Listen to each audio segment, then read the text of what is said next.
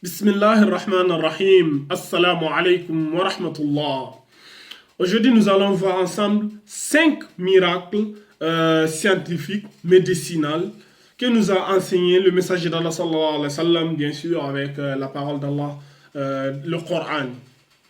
Sans tarder, je vais rentrer direct dans le vif du sujet. Mais regardez la vidéo jusqu'au bout parce qu'à la fin de cette vidéo, j'ai un conseil à donner ou quelque chose qui va vraiment vous aider dans votre vie, Inch'Allah, de dunya et dans l'au-delà. 1. Le premier miracle ici, c'est quoi? C'est ce qu'on appelle Al-Habba Sauda. C'est quoi Al-Habba Sauda? C'est la graine noire. C'est quoi la graine noire? Le messager d'Allah, écoutez ce que le messager d'Allah sallallahu alayhi wa sallam dit. Il dit, je vous conseille la Habba Sauda, la graine noire. Elle contient un remède pour tous les maux, sauf la mort. Le hadith, il est muttafaqun alayh. Il est rapporté par Bukhari et Muslim. Qu'est-ce que les scientifiques, les recherches précisent que cette graine contient une matière qui augmente les défenses immunitaires de l'homme et protège contre les microbes. C'est pour cela que c'est un excellent antibiotique. Subhanallah. Comme il a été démontré que l'huile de Habba Sauda a beaucoup de vertus, elle dilate les vaisseaux sanguins. Une autre étude indique que la Habba Sauda est un remède pour toutes les maladies microbiennes car c'est un antibiotique naturel. L'huile de cette graine guérit les cas de eczéma chronique par application régulière sur les parties atteintes. Le mélange de la poudre de la graine noire avec du lait et du miel est un remède contre la frigidité. Subhanallah. Et le messager d'Allah sallallahu alayhi wa sallam, il nous dit, la habba sauda, elle contient un remède contre tous les maux. Le hadith qui est rapporté par Bukhari et Muslim. Bukhari et Muslim, c'est les livres les plus authentiques après le Coran. Pour ceux qui sont intéressés par les hadiths, qui savent pas, Sahih al-Bukhari et Muslim. Ils ont fait des efforts, ils ont pris les hadiths les plus authentiques après. Les livres les plus authentiques après le Coran, c'est Bukhari et Muslim. En deux, le deuxième miracle médicinal ici, c'est quoi? L'huile d'olive.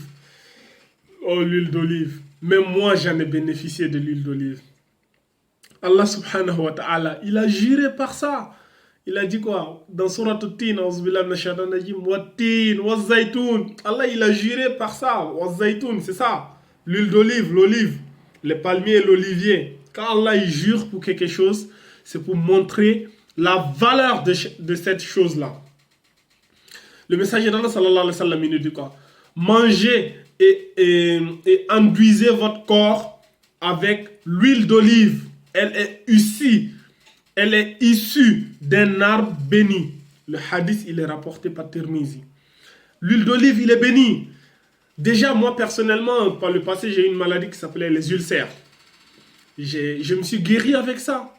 J'ai fait des trucs, j'ai tenté avec la médecine, tout ça, ça n'allait pas. J'ai pris des antibiotiques, tout ça. J'ai terminé avec l'huile d'olive.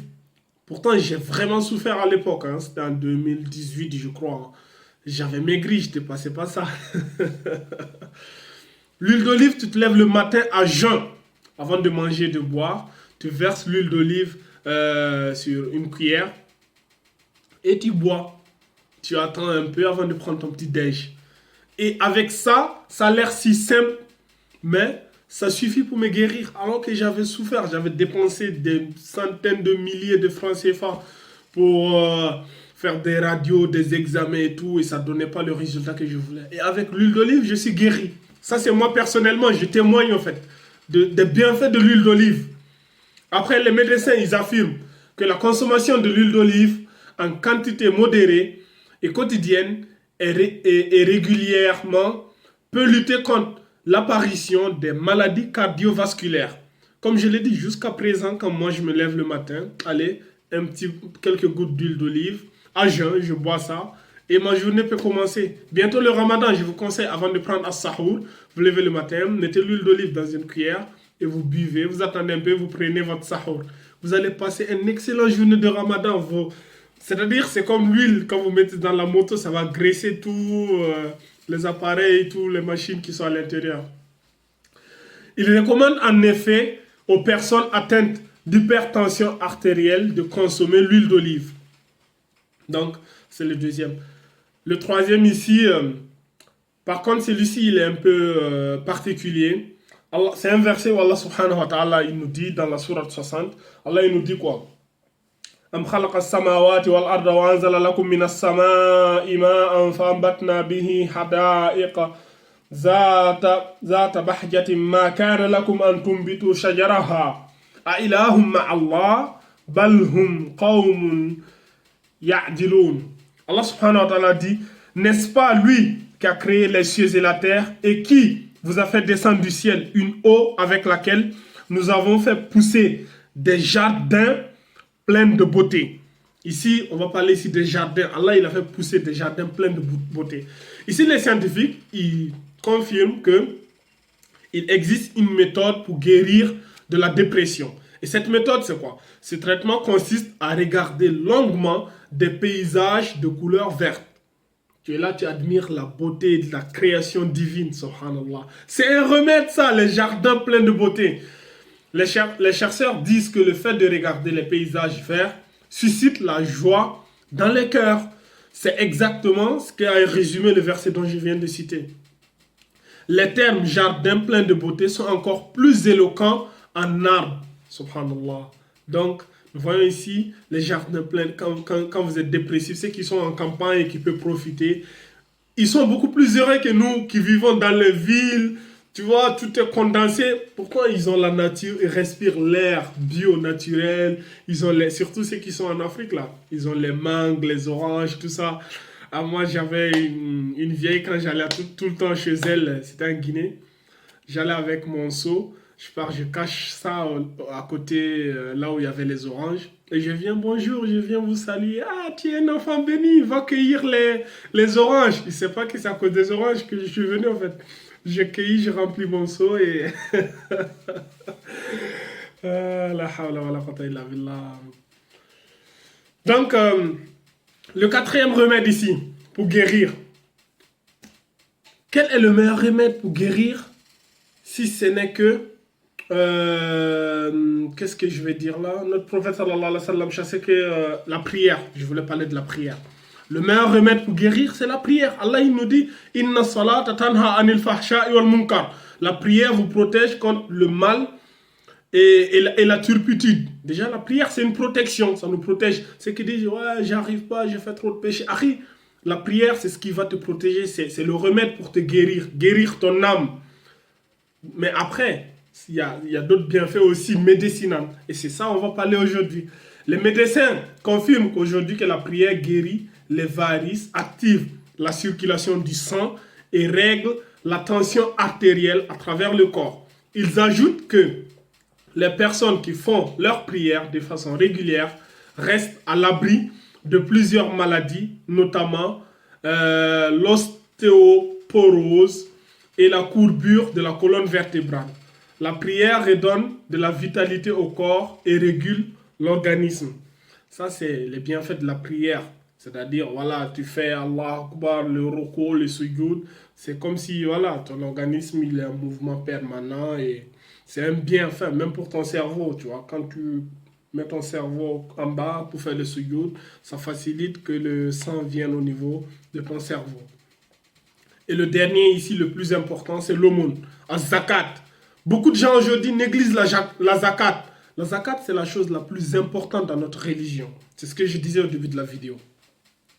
Écoutez bien ce qu'Allah nous dit ici. Surat Al-Munafiqun, la sourate des hypocrites. Sourate 63, Allah subhanahu wa ta'ala nous dit au verset 10.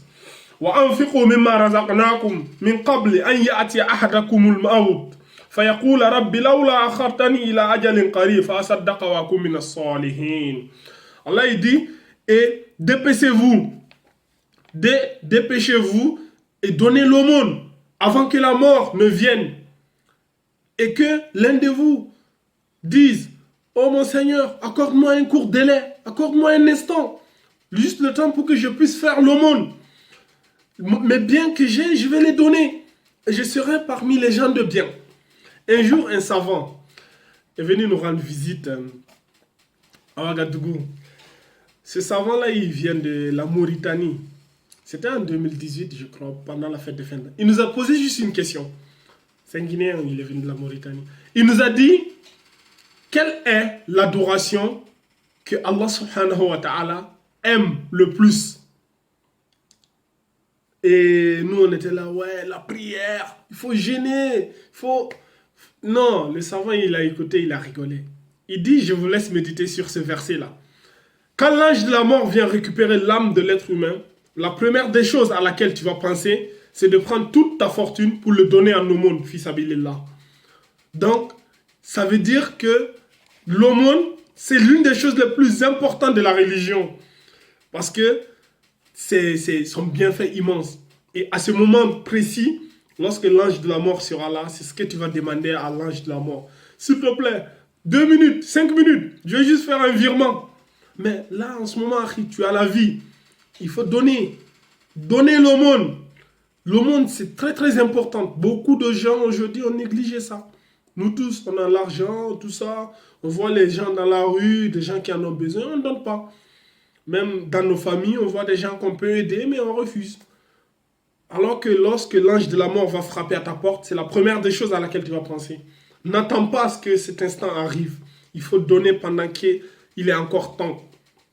Sinon, ce jour-là, tu vas regretter.